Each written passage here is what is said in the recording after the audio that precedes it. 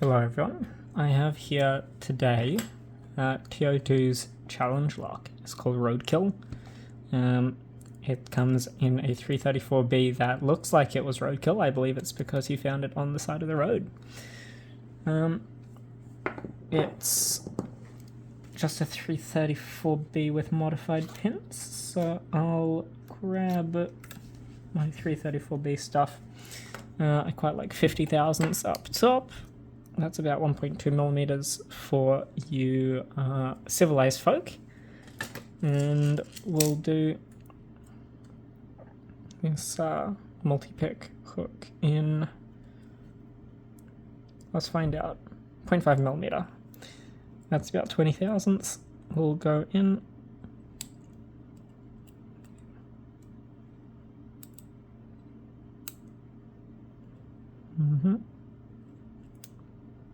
And just like with all 334Bs, they have some excellent tolerances, so light tension.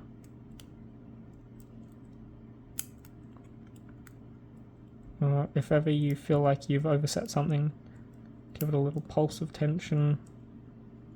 1 set, 2 set, 3, 4, 5 maybe.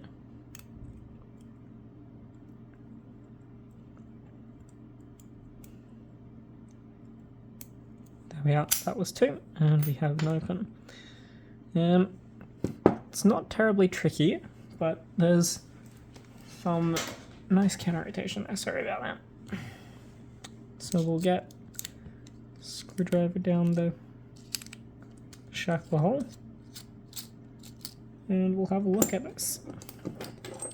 Now, because it's challenge lock, let me get this organized. Because it's challenge lock, I will be gunning with a shim, as is a good practice for all locks really, but especially challenge locks, because you never know what kind of stuff's being cooked up top. So we'll drop the back piece off. It's just a normal 334B back piece, but it is made of steel and not brass, which is interesting. Now let me find my follower, because obviously I've managed to misplace it.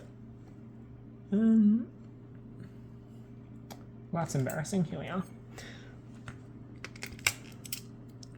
Yes, so shim up top. If I could get it up top. There we are.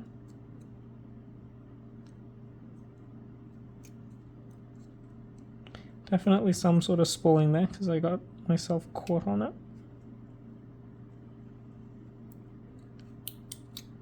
So push that through with the shim. Find that at 6 pins,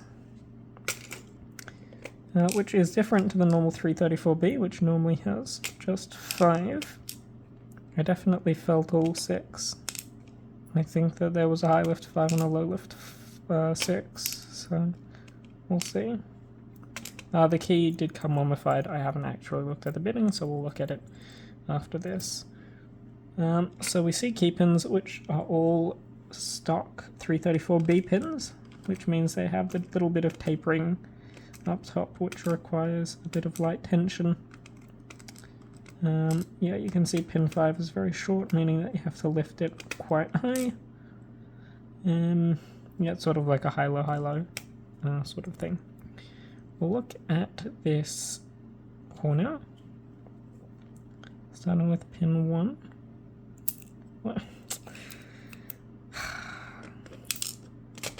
Alright, well, it's a good thing pin 1 wasn't too terrible. It's a spool, the little serration at the bottom there. It's got a little bit of a cut here, probably. It might have feedback, but it might not be. It's quite a middle pin, so I doubt terribly much so. Pin 2 is this sort of serrated taper. Pin 3, some sort of spool. Yep, it's a pretty nice spool, all things considered. Pin 4 is this other spool with another serration on it. Now we'll start going from the back. Pin 6 is this tiny little thing. It's another serrated spool looking thing. And pin 5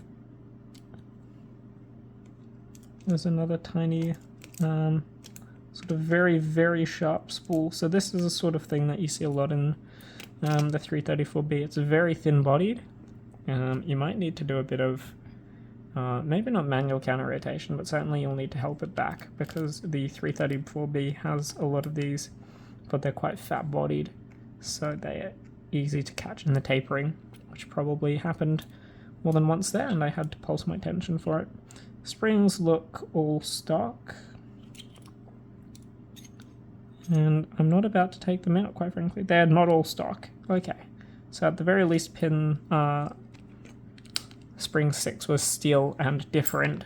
I don't really want to take them out because I actually haven't taken them out with the pins each, but I'll give you guys a close-up here, and I'll also, wait, sorry, I will try this close-up, and I'll also take these keys out.